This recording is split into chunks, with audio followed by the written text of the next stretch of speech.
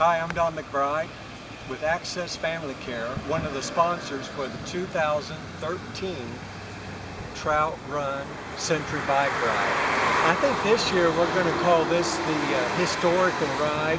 There's a lot of history that's taken place. As you can see, we're starting out at the ride at the Neosho National Fish Hatchery. It's celebrating 125 years now. So it begins here. The 103-mile ride goes to Cassville, another area that's well known for its state fish hatchery, although we won't be going all the way to that hatchery. But we're going to show you some other things that are taking place along the route, a couple other historical sites, and you'll get to see those on this video. Starts September the 21st, 2013, right here at the Neosho National Fish Hatchery.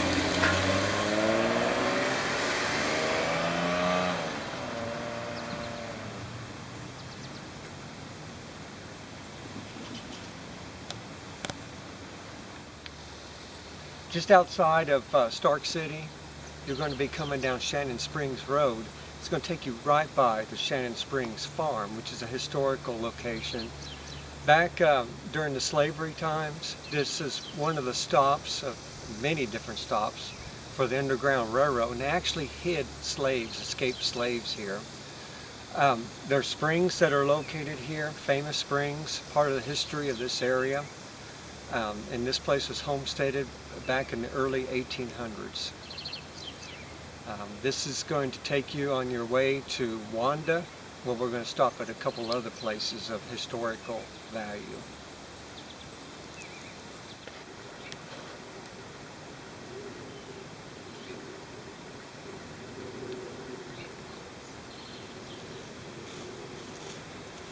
This is the Shannon Springs homestead, built in 1829. We just visited with the owner of this property, and he didn't want to be on camera, but he did give us a good history. Right here on this property, in that time it was thousands of acres. Both encampments of the Civil War, the North and South at different times, were right here. Shannon, the guy that owned the property, must have been, according to the owner, current owner, a real negotiator, because the house is still standing even after going through all of that, and he was able to negotiate with the North and the South at two different times. Lots of springs here. The water temperature is 40 degrees. Lots of crops that were growing here. Great land, great property. And as we said earlier, out there by the gate, the owner did confirm to us that underneath in this building right here, there was a trap door they uncovered, lifted it up. He said probably room to hide 6 of them, and he said it was a Underground Railroad stop for runaway slaves. So here's a little bit of history on the trout run that you're going to find, and we've got one more to look at here in a little bit.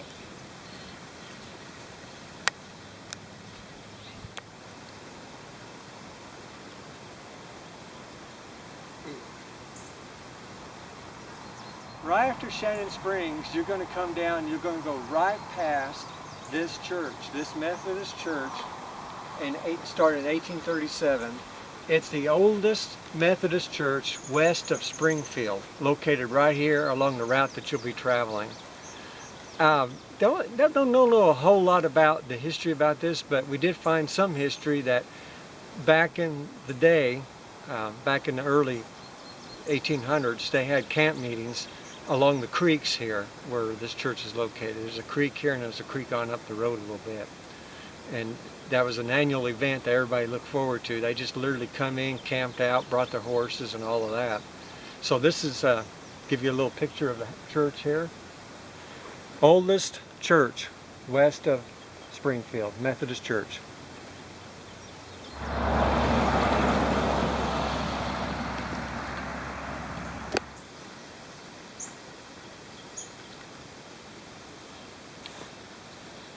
This is the old Wanda schoolhouse. This is where education was taken care of back in the day.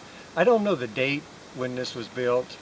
Did talk to a lady who used to live here, and she's a member of the church, the Methodist church that we talked about.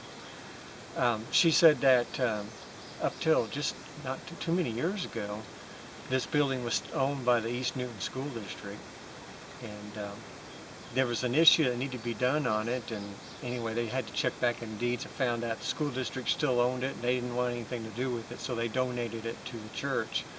But it's typical one-room schoolhouse, and this is how life was back in the day.